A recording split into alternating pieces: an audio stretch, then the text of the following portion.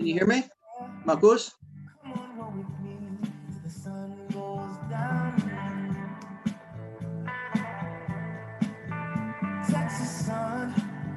Texas Sun. Με αυτό σας καλωσορίζουμε στην τρίτη εκπομπή των ROUT Talks. Είμαι ο Χρήστος Κατσάνος και δημιουργήσαμε αυτή τη σειρά γιατί θέλουμε να γνωρίσουμε ανθρώπους που έχουν εμπειρίες πάνω στο Ultra, ανθρώπους οι οποίοι έχουν κάνει πολλούς αγώνες, αλλά οι άνθρωποι οι οποίοι ψάχνονται μέσα στη φύση για να βρουν τον εαυτό τους. Όλες αυτές οι ιστορίες μοιράζονται εδώ πέρα. Σήμερα έχω τη χαρά να φιλοξενώ έναν από τους ιδιαίτερους ανθρώπους που τους αγαπάμε, ανθρώπους οι οποίοι έχουν έρθει στην Ροδόπη από πολύ μακριά, άνθρωπος ο οποίος ο συγκεκριμένος σήμερα είναι φιλοξενούμενος στην εκπομπή, έχει να μοιραστεί πολλά πράγματα. Τον ευχαριστούμε πάρα πολύ που είναι στην εκπομπή, αλλά κυρίως γιατί είναι αυτός που είναι, ένας οικογενειάρχης, ένας άνθρωπος ο οποίος έχει ρίζες από την Ελλάδα, θα τις γνωρίσουμε. Μιλάμε για τον Αλεξάνδρ Παπαδόπουλο, έναν άνθρωπο που τον αγαπάμε πολύ. Alex, welcome to the show. Ευχαριστώ, Christo. Thank you for having me. How are you doing? Life is good. Life is good.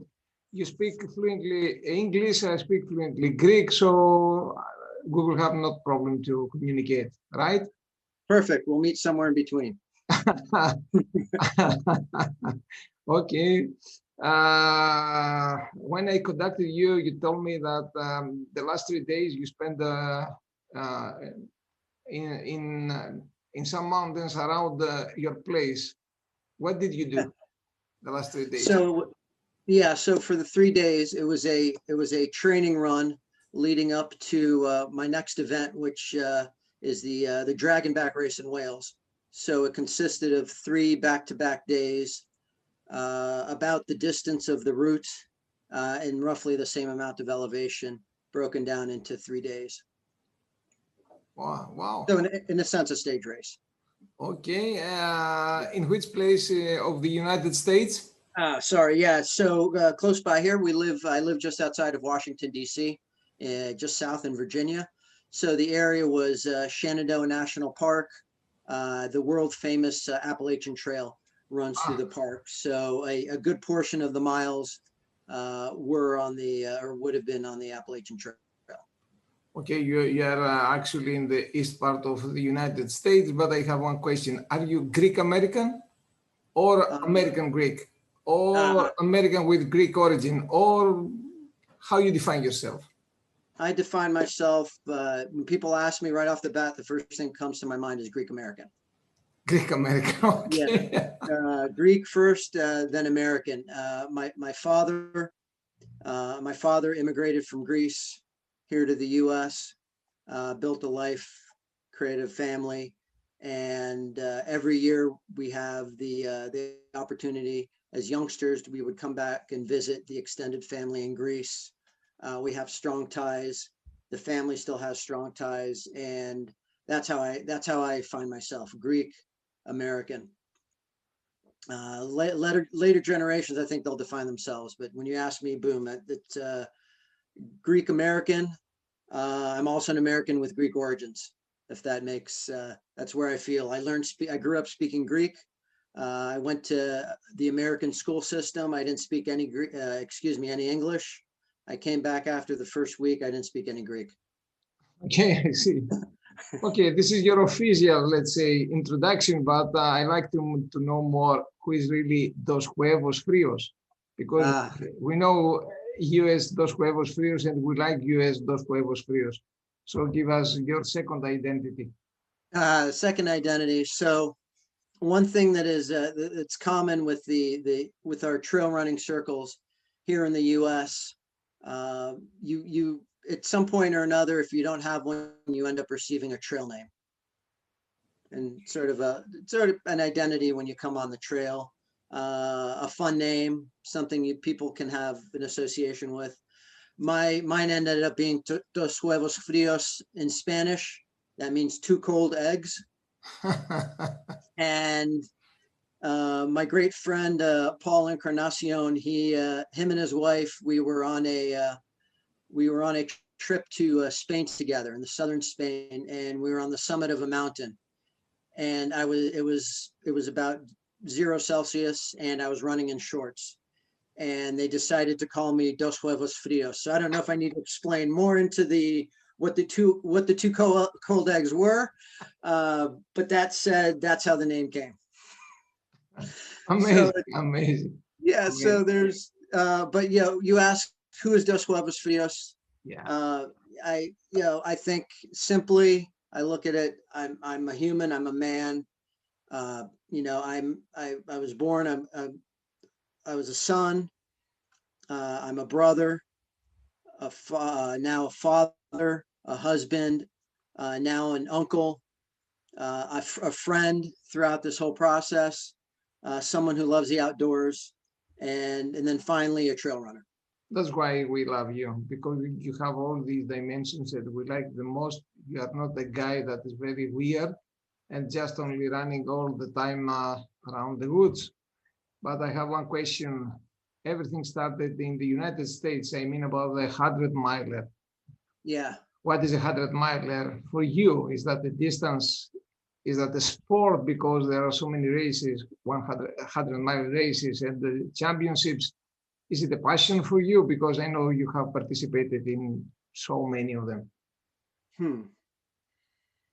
Yeah, it's a good question. For me, I think for some people it can be a distance. I look at the 100-mile, it's a journey, it's an adventure. It's something that you put a lot of effort and training into. You're thinking about the question, delaying a little bit in my response. I think it's, like I said, it's a journey and adventure. It becomes an experience. It teaches us about life, the difficulties, the challenges, and we must persevere to go through that. In some ways, it can be an awakening, a freedom, a release for people. For me personally, the trail running, even the 100-mile distance, it's an opportunity maybe to escape a little, but to push myself both physically, psychologically, emotionally, and discover something about myself, maybe something I didn't know before, maybe to help give some clarity in my life. Did you find anything you tried to discover? Did you find anything special for yourself? I don't know yet. That's a difficult question. It's, I think maybe I find that I'm human. Beautiful. And when with that comes a lot of successes. I'm tentative to use the word failures because sometimes people see things very black and white. I have a tendency to do that, but in the end, I find that while I can say I have not finished a number of 100-milers, and yes, when you look at the numbers, I failed a few times. But if I look back closely at what those failures were, the only way that those experiences become failures is if I don't learn from what happened. I know that the terminology is quite interesting. If you use words like failure, but instead of use words like lessons learned, means that this is your approach. And I like to say all the time, yes, when you have some targets and you fail to your target, yes, there it is a failure, but actually it is not a failure of life, in life. Yes, and that's of the target. Actually, then if you like it, you can take it as a lesson. Agree? Agreed. Yes. Yeah, I agree with you wholeheartedly, and that's to the point that I'm getting at. Is that so first 100-miler, when and where? The first 100-miler was here local in Virginia where I live, and it was the Massanutten Mountain 100-miler. Very, very close to to where the Appalachian Trail is here in Virginia, maybe about 30, 40 kilometers west, and the first 100-miler, I believe it's always difficult as you gain more experience. The difficulty changes based on what you enjoy to do. But it was back in May of 2005. I had been running ultra marathons at that point. My first one was in April of 2002, so 3 years. I was patient. I built up.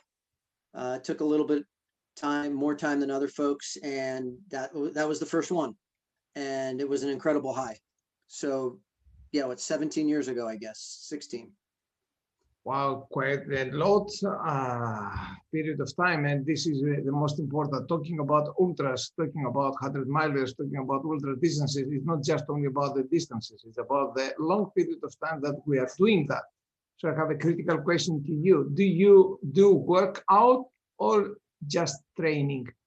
Why I'm asking this question? Because the most of the people in Greek, we say we go out for proponisi, workout. Means that we have to feel some pain. Or some other times we go and say, well, go just on for training, exaskisi. Yeah, I'm a comment. Your comment. My comment. You do a workout or training? God, honestly, I don't know that I distinguish between the two. And the reason I say that, I think maybe sometimes, like when you say the word workout, it becomes more of an association with work. I go out and maybe I train, and I say that because I enjoy being fit. I enjoy being healthy, and that's one of the nice benefits of my hobby of the ultra running. And even though it's, you're training, you also have to put the effort in, the work in. So for me, they blend together.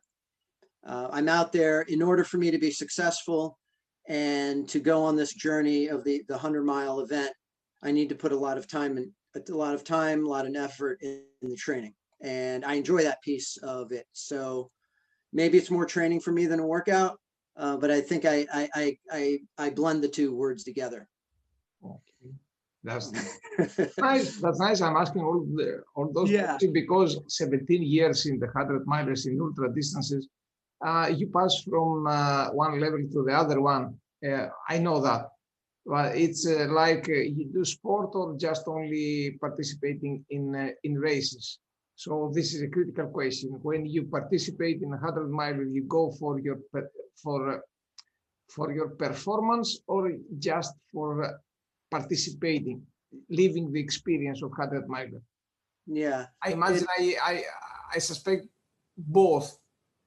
Yes, absolutely.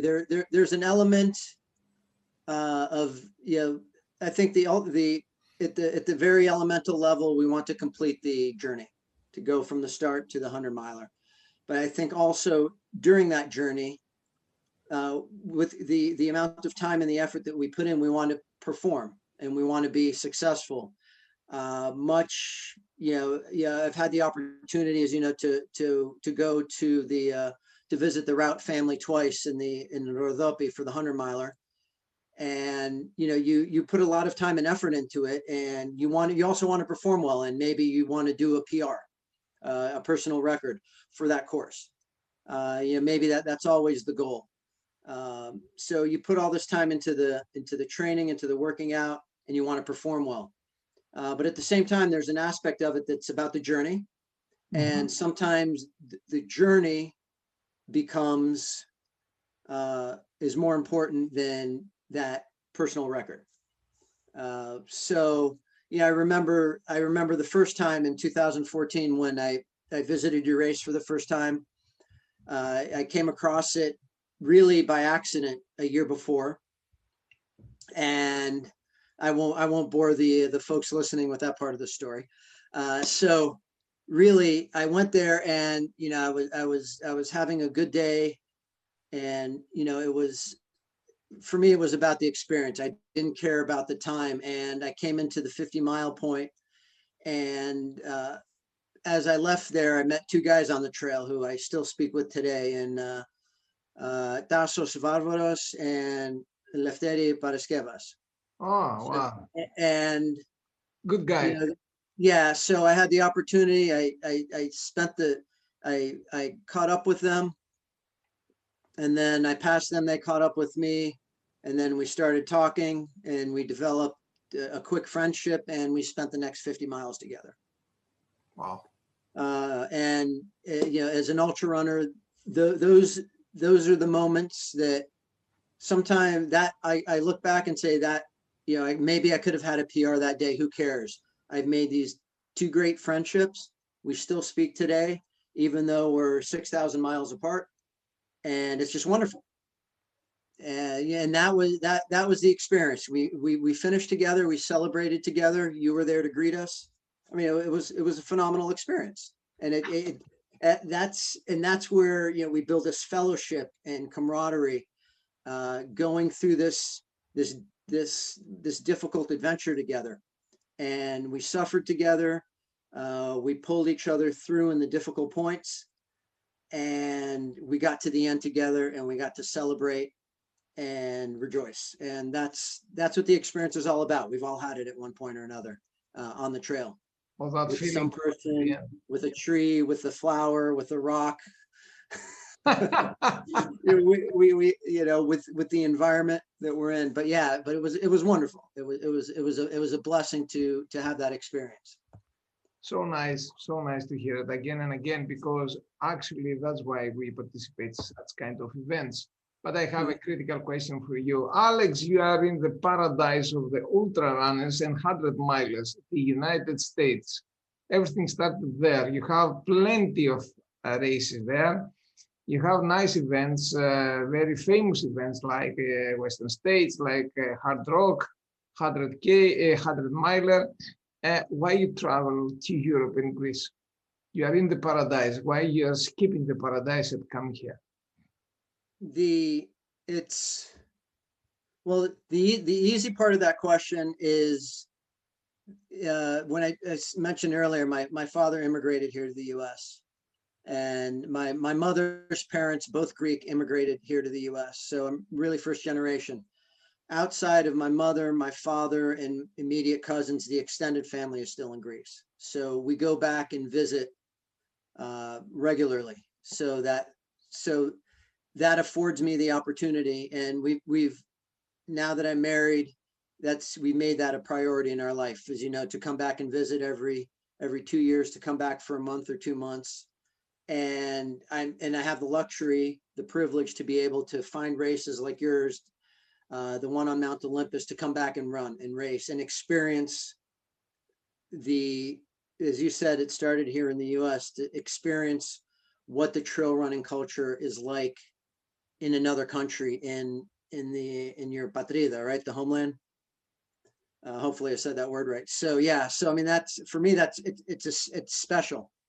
You know, here in the US, you know, they speak of, you know, you hear a lot about the Spartathlon.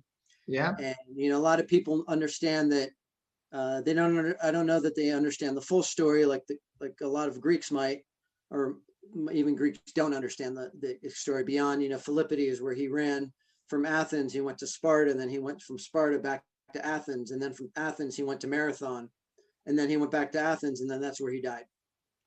Yeah. Hopefully I have that story right, correct? More or less. Okay. Yeah.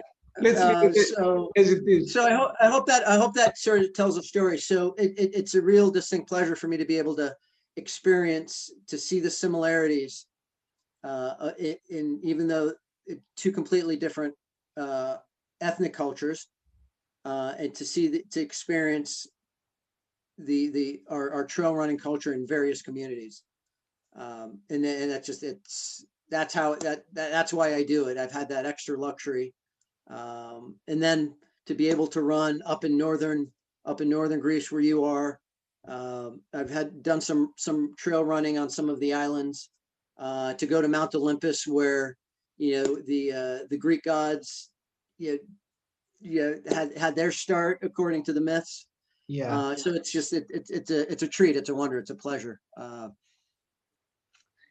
grab the opportunity right now to ask you, you are familiar about the spirit in the United States, and you are familiar with the spirit here in Patrida. Similarities and differences. The similarities, I think, you know, with you know, being able to speak to just 2 or 3 races that I've run there in in Greece. Yeah, what I see, I consider myself probably a little bit more old school in the trail running culture, and that I enjoy events that they don't have a lot of fanfare. The ones that are more grassroots, minimal external influence. It's the trail community that builds the race and its identity, not the external, if you want to say sponsorships, the external influence of the pomp and circumstance, where you have 1,000 and 2,000 and 5,000 people participating in a ultra marathon, but the small homegrown. So you see similarities in the mindset of the people, the fellowship, the camaraderie that you see at the start, the finish, where the events are held, in remote, beautiful locations. I see. All right. All right. What about the participants, the runners? Are there differences? I mean, about the culture? You know, ROUT is the third oldest run in Europe. It's just only about 12 years old, means that we are very fresh new in as 100 milers. But in the United States, you have more than 50 years. And really, we are through the videos we watch in YouTube, we see a little bit the American ways to go fast, very fast, and fast and light. And you are a bit obsessed with the performance, how fast you will finish a race. Here, it's more mountaineering, the approach. That's why I'm asking you. Do you confirm that, or is just my perception? Yes, I do. I think you are correct in that perception. That is more in Europe. There's a little bit more of a mountaineering element to the ultra than what I see here in the U.S. It's more, like you've said, sort of fast and light. The courses, although I think the dynamic is slowly starting to change. I think there's events out there that are becoming more difficult. A lot more terrain, a lot more mountainous terrain is starting to be involved. All right. Yeah, so it's, but I agree with you that I think there is in Europe that's a little bit more. There's more of a mountaineering element here in the U.S.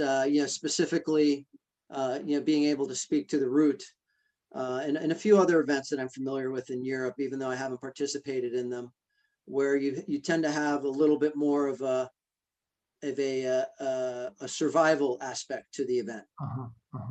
Even though all the ultras sticking to the 100-mile perspective is very, in the end, you have to make a lot of small decisions, correct, and if you make mistakes, you have to be able to adjust to them to be successful in your endeavor. But that said, I do believe that there's more of an element in the mountaineering. European ultras have more mountaineering aspects to them than here in the U.S. Specifically, going back, I think the ROUT has 6 aid stations, which for me, a lot of the training that I do, I'm usually self-supported. I bring enough food for 8 to 10 hours, or excuse me, 6 to 10 hours, depending on the training run. And I find local water sources. And then, of course, you have to have some kit, whether it's something medical or a phone to be safe. I have a question for that, exactly. Yeah. Like this, because I will jump in a personal question. Tell us a little bit about your philosophy, about your training philosophy. It means you have some targets year round, you have a program based on week training, you have something that is you do once per week, let's say something longer. How you prepare yourself? year round, because after 17 years involvement in 100 miles? Yeah, so I think part of it has, yeah, what they say with the hundreds, it's, to finish it, it's maybe 20%, 30% physical, and the rest, the 70, 80% is psychological, emotional. And, to train it, like you mentioned, to train it year in, year out, it does take the physical is okay, but it takes an emotional toll, a psychological toll. Sometimes you just get tired of training as much as you love it and you want to be out there. But that said, the training year round, it's my first passion is that I don't enjoy doing a lot of races. I do enjoy races. If there's a little hypocrisy in what I'm about to say, I enjoy a race atmosphere. I enjoy the fellowship, and I like to compete with myself. But I believe down in my core, what I enjoy doing is, if you lived up the road for me, I would say, hey, Christos, what are you doing this weekend, next weekend? Let's go out to the mountains and do a training run for 6 hours. Or I just go by myself, and that's where I find the most pleasure in my training. And I'm able to do that throughout the year. It allows me to stay fit and allows me to continue year in and year out. That said, I also look at the long goal. I've being now, I know you've been in the industry in a number of years, and I mentioned to you I ran my first ultra in 2002, and now 2005 my first 100, and I've met so many people that are now they're closing in on 70 years old. I've known them for 15, 20 years, and they are still running. Beautiful.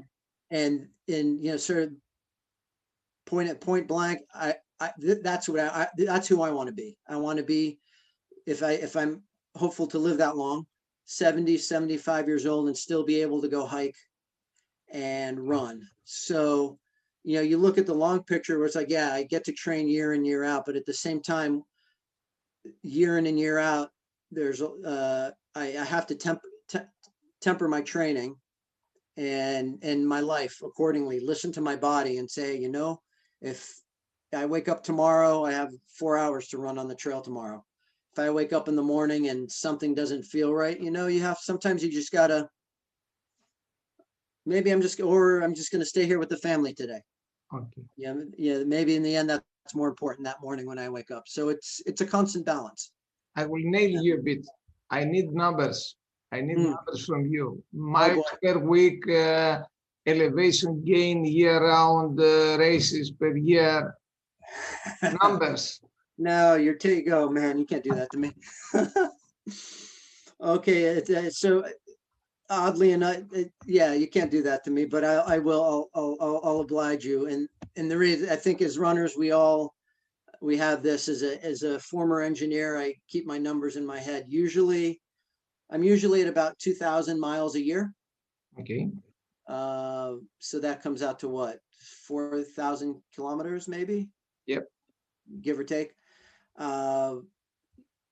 About 500 hours of fitness, give or take. So, and then we look at the miles is not, with one thing I found over the years, that the miles it becomes an arbitrary number, because for example, you speak to someone who runs the ultra marathons and they do them on roads, courses that are very fast, such what's I think that like the Spartathlon, you have to run that pretty quickly, and if you look at the average pace, yes, it's a lot faster. Or you look at now the numbers that you are getting with like Western states, where people are averaging 5 and 6 miles per hour, which is unheard of. So yeah, it's nuts. So I think it's, for me, I focus on not necessarily the annual miles, but I focus on the time on my feet, because in the end of the day, the big variable, going back to what you said, is the difficulty, the terrain, the weather of an event, and we don't move fast in ultras. So the best metric for me is the time. Is the time spent. Yeah, time spent on your feet. And then that, to answer your final number with the elevation, I usually shoot for about, at least looking at my numbers over the years, everything seems to work out to about 350,000 feet of ascent per year. So I don't know what that breaks down per mile. Fantastic. Yeah, It's about 150,000 meters. Yeah. Quite So, impressive. Quite impressive. Yes. and a lot of that is the function of where I am with my training. If I have, and how many races I decide to do a year. Yeah. So more or less average 5 races, 2 to 3. 2 to 3. All right. 2 to 3, maybe 4 if you maybe feel 4 if I'm feeling good, or sometimes maybe I'll do 100Ks that are a little bit more difficult. But yet then the recovery time from those events are shorter, and then if they are short, and if the recovery is shorter, then it enables me to do 1 or 2 more races. Okay. Now I'm taking you in another, let's say, level of questions. I mean, in ROUT we celebrate the 5 times finisher. If somebody is 5-time finisher, we give him a badge with his name, because we do believe that it is important, not only for him, but for the community as well. And last year, we had the pleasure to have the first 10 times finisher. Bravo. Congratulations. That's huge. As a, as an organizer, I gotta, first to you and your organization, because you've established the longevity of the ROUT and the ROUT family, and it will be here forever. Okay, so Marius is the guy that he deserves everything.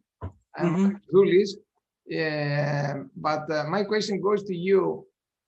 I know that you are a fan and probably 10 times finisher in a race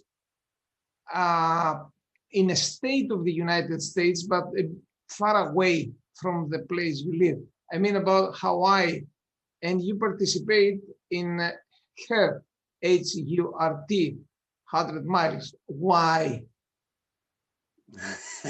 This is the question, because the question for 5 times finisher and 10 times, we ask the question and the people, they give us answers. So I'm asking you, because you are more or less 10 times finisher in a race like ROUT in your soul.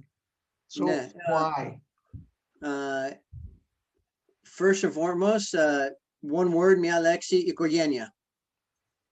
In Hawaiian, having been there, they use the word is ohana. And ohana. It's the Hawaiian word for family. So in Greek, Ikoyenia. Okay. So and it's very much the same thing, having been to ROUT 2 times now, and I hope one day to get to 5. First, my goal is to get to 3. COVID changed that a little bit. At least not being able to travel back to Greece. But yeah, so it's really about the family. We've been there many times, and it's I ended up finding out about the race. I went there for work for 1 year in early 2004, and I met the trail running community. They embraced me, I embraced them. We've made many friends, and we come back every year now, and it's like coming back and it's going on holiday and seeing your family. And you see some of the same people year in and year out, the same people working the aid stations. The organization is the same, and everyone has become one big family. And we go back now. My 2 young daughters have grown up with other HERT kids, and it's they see each other 1 time a year. We have good friends from Japan. My younger daughter is growing up with her daughter, and during the race, they play together, you know, and then my wife and the wives get to help out the husbands running the race. Our other daughter, you know, she plays with another one of the girls, and they even help out at the aid station. So it becomes about family, and you see the same people a few times a year, one time a year. You share your experiences from other events, and you get to see these people. You build that bond, and it just grows stronger and stronger year in and year out. I The like, bottom line, it's about the family. you know how much I like this, you know. Yeah, You know how much. and it's and that is, you know, that's my attraction to the route. Yep. Is you know, I see it there in the Vasiko Horio, you know, which is just a wonderful place to start and finish a race. It's, you know, I see many similarities. You know, when you asked earlier about the differences and the similarities in the cultures, very grassroots in nature, being one with nature when you're out on the trail, perceiving, you know, pushing through and persevering through something very difficult. But also, one of the reasons why I keep going back to ROUT is the ROUT was also my first 100 mile that I did not finish. Wow. And I enjoy the ones that ROUT also historically has a 50% finish rate. Heard with you. Hurt me. Yeah, and you know, it's I still look back on that day, and I finished 40 miles, and it was coming dark. You know, just like getting to the 50-mile aid station en route, and it's starting to get dark. And 8 months earlier, I had just finished my first 100 miler, and you know, I thought I was a tough guy. What do they call that in Greek? Is it like a maga or something? Correct me. Give me the right word. I don't know if that's, you know, like okay. like a tough guy, big guy, Palikari. like super macho. I was like, okay, I've got this. And you know, it's, you know, sort of like what my yaya used to do when I was out of line. She'd go, Alex, what are you doing? You know, just, you know, put me in my place. And that I came in, I finished the 40 miles. I sat down in the chair and I just started crying. And I had this overwhelming feeling that I could not finish. And I didn't finish that day. And there was no, and looking back, there was no reason for me not to finish. And yeah, maybe not finishing was the best lesson I could have had. So And nice, so nice, so nice, because you turn that in a lesson, and the lessons learned in the beginning, it's something that we carry on in the whole of our life. I remember you first time in Vasiko Horio, one strange guy with some weird socks finishing, and he was happy, and suddenly he had a flag, a nice flag, an American one, and he finished with the American. It was very emotional because up now we like the people that they finish and they carry on their country flag, and they are, let's say, very proud about that. And I remember that I asked you, wow, what quality of that flag is that? Where did you find it? So you remember what you told me, or would you like to share the story of that flag? yeah, there's two little pieces to it. I think you asked, where did I find it?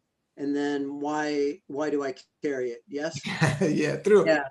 So that American flag. So when I finished the race too, we also had a Greek flag with us. Sure. So I want to make sure to, My mistake. My mistake. My mistake. I couldn't carry both flags. I had the American with me. My cousin who was there that day, Dimitri, he had the Greek flag because it was huge. It was too big for me to carry, and to carry both of them was difficult. So the American flag, I found that on the trail in the Shenandoahs, about a mile from the Appalachian Trail. And I was running one day. It was about 2 weeks after all the snows had cleared in the upper part of the mountains. I was about maybe I was about 750 meters up from sea level. So, you know, far up there. And I went to an overlook, a pretty overlook. It was a beautiful morning. It was about 6:30. The sun was just rising. And I looked down over the rock, and there's this American flag just lying there. Who knows why it was there? And I decided to pick it up. Something told me that should stick with me. So I've kept that flag. When we host trail races here in the US, we've started a tradition with that flag, which I'll get into a little bit later. But yeah, so that flag stayed with me, and my brother is in the military, and when he is on deployment away from the family, I carry that flag with me when I run. And you ask why? If you know the U.S. military here, it's all volunteer. It's not conscript. So there's a lot of personal sacrifice that comes with that. And I do that to honor him. I do to the people he works with, and also to honor our friends, because I used to work for the military also. And, you know, we know many people who have passed away. So when he's on deployment, I carry that flag with me. It's personal, to honor them. Fantastic. Yeah, and honestly, thank you very much. Thank you very much. And I don't share that story very often. It's with you. You have, because there are people that they are waiting from you to listen what you have to share. Yeah, so that's why I carry the flag, to honor them, and honor what they do for us, because they enable, you know, at least the American perspective, they enable a lot of our freedoms that we take for granted. They give us the opportunity to complain about the government, this and that. Maybe I shouldn't go there, Okay. but I think you know what I mean. Yeah, absolutely. But yeah, it's straightforward. That's why I had the flag. So when I ran the route, he was on deployment, and I, you know, had to stick with what I've been doing to honor him.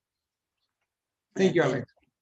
I'm taking you from that to another level, and the level says that you have in the United States two emblematic, let's say, mountains: the Rocky Mountains in the west part of the United States, and the Appalachian Mountains in the east.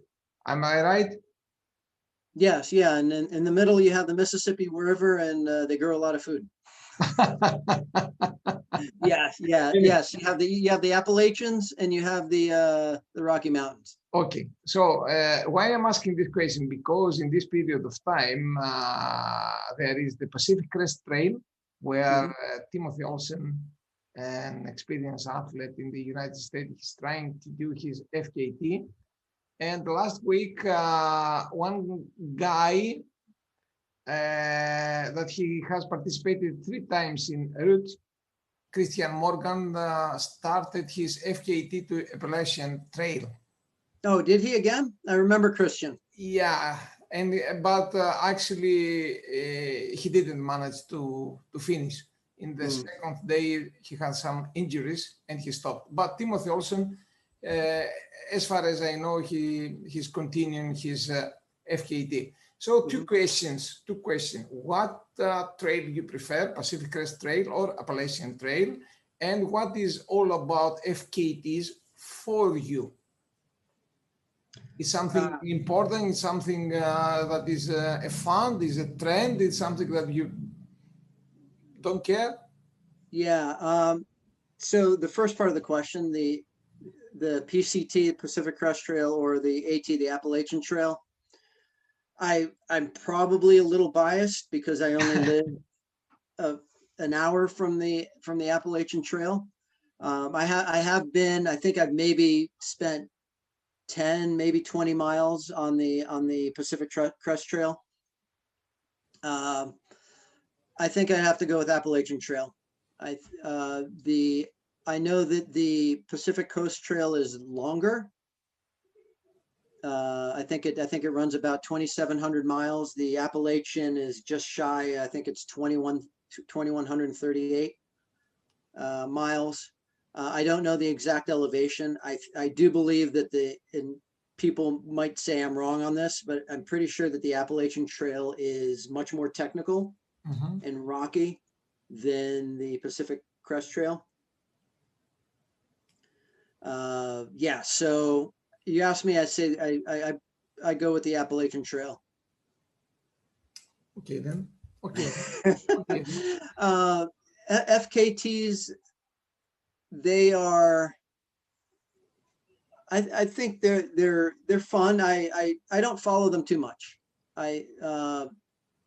I've gotten the sense there's certain sections of trail where I think an FKT makes a lot of sense. Okay. You know, like your Appalachian Trail or some of the big ones. But now what I've started to see lately is you see a lot of people running small, short sections of trail of FKT that could be only an hour long or 35 minutes. And that only favors the very fast people. Okay. And so, you know, being more of a traditionalist and surviving, that's all about speed. Which is where you see, for example, what Timothy Olson is doing, what Carl Melcher and I forget her name. I think Davis Farr, the one lady who had the FKT on the Appalachian Trail a number of times. That is where I see true FKTs. A lot of people will probably hit me over the head like my grandmother, my used to, by saying that. But I've seen a lot of the, you know, I think it's nice to have the fastest known time on a section of trail, but I can pick a random section of trail from here to, you know, the ski resort in the mountains and run it and call it an FKT. But I think it's, so they have a lot of different rules but people, sorry, not different rules, different routes that people are starting to do randomly everywhere. And I think that was really great during COVID. Okay. And I think it helped a lot of people survive. All right. I have a question about that. Thank you for. Yeah. So I don't know if I gave you an answer. I probably made some people unhappy, but. No. It is connected to the next question, and you can go back. We are talking about ultra runners community. Yeah, a nice word, community. Really, I don't know. Some other people, they call it a tribe. Some other, they call it a market. Some other, let's say, companies, they call it a target group, whatever. But I like to say to you, everything we discussed, it was previous to COVID-19 pandemic. No. What happened to that period of time for you, and how you try to connect with the ultra runners community? I know because I have participated in some of your initiatives, but I'd like to hear from you. Okay, yeah. So to answer it quickly, personally, it was a good opportunity as an organizer here in the U.S. We hosted our race. Our last race that we hosted before COVID was March 7th, and then March 13th. 12, 13, depending 11, 12, 13, where you were, everything shut down. And we as an organization, as an organizer, our athletic equation, we did not host a trail event until September. And even that was small. So for me personally, the void, everything shut down. I had more time. I did some more focused training, and I got to, I created my own stage races in the hopes of running the Dragon's Back race sometime in the future. Hopefully that'll be in less than 6 weeks. So that's what I focused on. I was able to run a lot. And, you know, but there were some benefits and drawbacks of that. Moving to the trail community, what we did as an organization is people were unable to run. So we created a Facebook group, Athletic Equation Endurance Events. And every month we kept it simple, and you signed up via email, said, hey, Alex, I want to do a 50K this month. And what we encourage people to do is take a picture of their watch when they start, picture of their watch when they finish, similar to the FKT. Post your data, post pictures from your run, and we send you a t-shirt. And it was a very exclusive shirt, and it said social distancing ultras. We had 6 little footsteps. If I knew you were asked a question, I've got an extra shirt downstairs. And then on the back of the shirt, our slogan, which is "Run Ultras, not your mouth." So walk quietly, walk humbly, with a proud stick. So that's what we did. And I looking back, I had one person just last week, and I'm glad you asked this. And I think, and maybe you realize this as an organizer, you have a sense that you're doing something good for the community, and I'll call it a community, not a target market and all that. I guess that it's all about the perspective and what you want to get out of the group. We're a family, we're a community. And, she said to me, what you did, and there's one other lady too, because you did the 50, I needed that. And that helped me get through COVID. Wow. And, and so, that meant a lot. And it was, and you could see it within the group, and, people just kept doing it.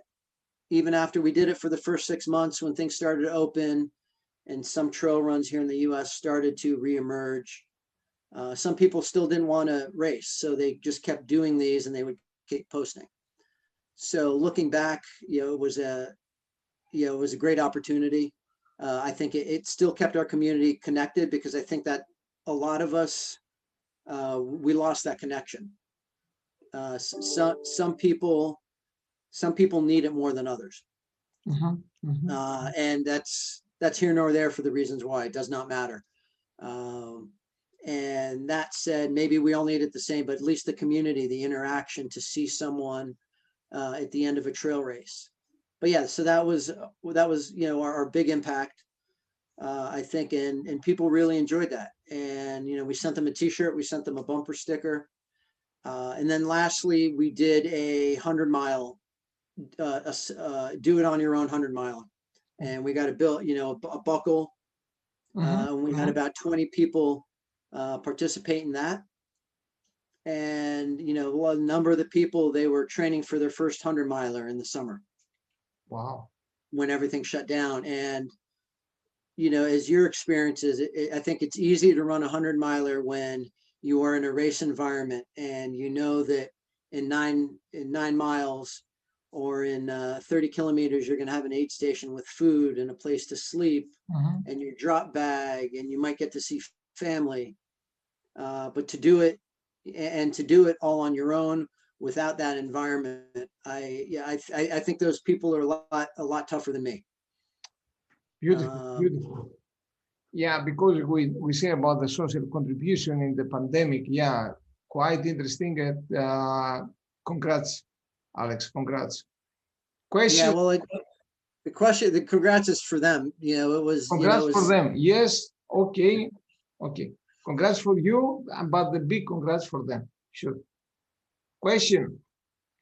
Talking about sponsoring or supporting, because we are not a professional athlete. Really, I don't know if there are professional athletes, means that they can live more than 10 years from that. But I know that you have some connection with sponsoring or supporting. Really, I don't know. You will explain us.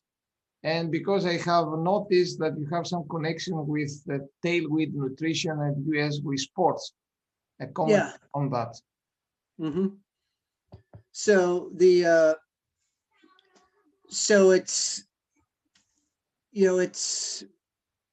it's nice to have the sponsorship. You can apply for it. So with the Tailwind, I don't actively go and seek sponsorships. The Tailwind, they have been supporters of our trail races. They provide the hydration drink, the sports drink for the event, and they give it to, it's a marketing ploy.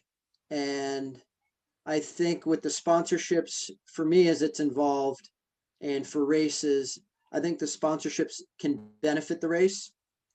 But my worry is that when you have the sponsorships, at what point does the race, you don't want the race, you want it to have its own identity, and you don't want it to be the identity of the corporations that support it.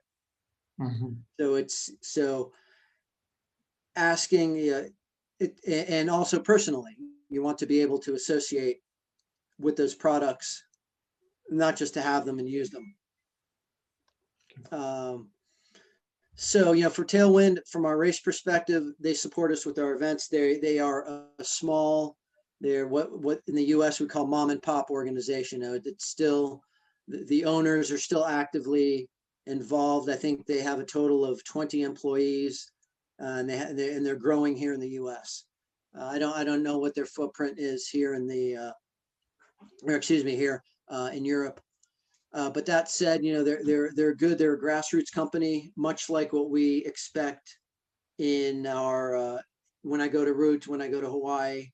Hopefully, when the other races that we organize, since we're both organizers, when people come and they see Tailwind, that they will have that association, that they understand that they're still a mom and pop company. USWE. My relationship with them started about 1.5 years ago, and I love their packs. And I had a friend reached out to me and said, "Hey, would you talk to this company? They're brand new in the US." So I did my research, and I really liked what they had to say for hydration packs, for what's here in the US market. I see the industry really has not had any great innovation in the last few years, and they're the only company that says 100% bounce-free products. They're still a small company. They're based out of Sweden, and they're really great and easy to work with. And they give that feeling of what I've been talking about with the family, the community. So, when I started talking with them, I saw that synergy, and I said, okay, I will, I'll use their packs. And right now here in the US, I'm fortunate to help them with their ambassador team, their local heroes team here in the Washington, D.C. area. But by sponsoring and supporting, I believe it's a fine line, because eventually, at what point, and we don't take any money from USWE or Tailwind or anything like that. It's simply good people and good products. But at what point, from external sponsorships, you have to watch. I believe you have to watch out, because while they can provide money and they can make events very profitable, at what point, you mentioned, at what point are we selling our soul? And then the race, instead of saying, a race, for example, the ROUT family, they start saying, then it becomes a sponsor's name. There's an association with the sponsor name, and that's where I think we have to be careful with our events. But in the end, I think it's up to the organizer and what you want to get out of your event. If you're looking to make a lot of money, then I think, you can get a lot of sponsors that come in. They can provide you products. They can provide you cash. Yeah. Put their title. In this point, please allow me. I ask you because I need your opinion. Because talking about profitable races, we're talking about market. Talking about community, it is quite different. So we have to be very careful about the distinction. Probably some events are races for profit, and some other, they are organized for experiences. Yes. We are very close to the second one, both races, I know, and ROUT and your events. And I'm saying that because when you sell your name, actually you don't have identity. I asked you in the beginning, what is your identity?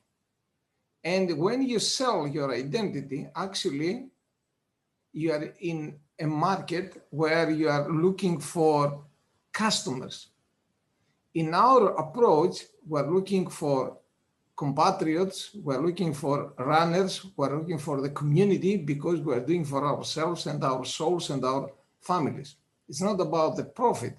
Okay, I understand about the profitability, means that we have to have some money to organize high quality races, but the source, it is quite interesting. I need your last comment. I mean, last comment, because actually time flies very fast. And I'd like to, yeah, before I have a last question for you, this is your last remark, and please do it again. Okay, so can you repeat that a little, repeat that for me again? The question is that a market or a community? Is that about the profit, or it is about the experience? Is it about profitability, means that organize high quality experiences, or it is something that it is a market, you organize something in order to get profits? If you get profits, you get any sources of money. Is that the part for us? Is this the case for us? It's using the word, it's about community, it's about experience. Yeah, I'm fortunate enough that we host races here, like we said, and it is my company with my wife, but I say my, because we're there on paper. Okay, in the end though, it's about the community that is around our events, and not just our events, but other events too, like your events. And yeah, one, and I share this, very humbly. Someone told me the other day, what I enjoy about your events, they don't, and I share this. This was very personal, and she said, "Yeah, what I love about your events, they don't say, no one ever says anything about Alex. They say athletic equation. They give the title of your race. So, which tells me that I'm not the focal point, and I love that. And that's what I want, because that means that the people who deserve the credit, I find my job is easy. I go out, I'm able to get a permit, I get permission from the forest, the government agency, we can host a trail race. And and then everyone else comes together to support these people who are signing up for the trail, because they love our sport, they love the community.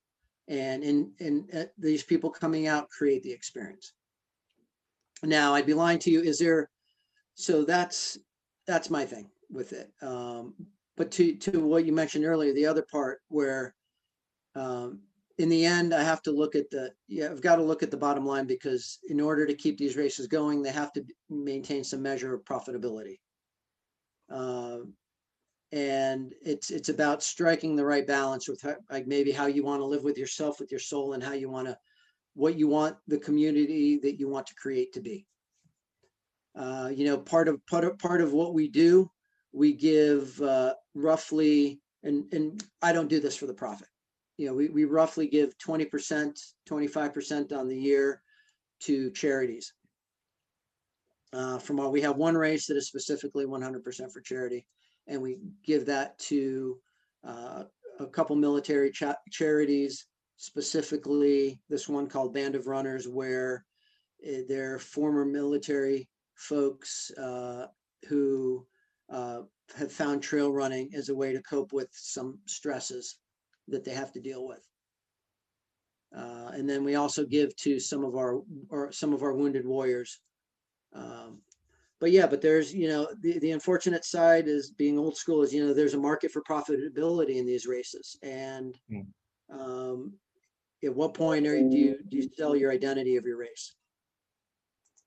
So Alex, time has come to an end. Unfortunately, this weekend we have the Haidou Trail Party 24K. That is the introductory race for the ultra runners, and we have a kids race about 5.5 kilometers. We wish. That's incredible. Yeah, we have all your family here, but the last question is when you plan to visit Greece again and Rodopi and Olympus? Με το καλό του χρόνου. Με το καλό του χρόνου. No, so I'm hopeful early November we will be. I'll be coming with the family for a short trip to Athens. Okay. Provided the COVID is still on good terms or going away. But I'm hopeful next year, next summer, we'll come back and hopefully, Rodopi soon after. For the Olympus, hopefully next summer, and then Rodopi in the fall or the following year. Thank you very much for your time, for your energy, for anything you said with us. Thank you, Alex. You are a really brother. Till next time, live your life to the fullest. You too. Thanks, brother. Να σε καλά. Thank you. Bye bye. Bye bye. Κυρίες και κύριοι, θέλω να πούμε ότι... Αγαπητοί φίλοι, εδώ κάπου φτάνουμε στο τέλος της εκπομπής. Ο Άλεξ μας μοίρασε μια ολόκληρη περιουσία από συναισθήματα, από σκέψεις. Ένας άνθρωπος αγαπημένος από την άλλη πλευρά του Ατλαντικού. Να είστε καλά μέχρι το επόμενο επεισόδιο.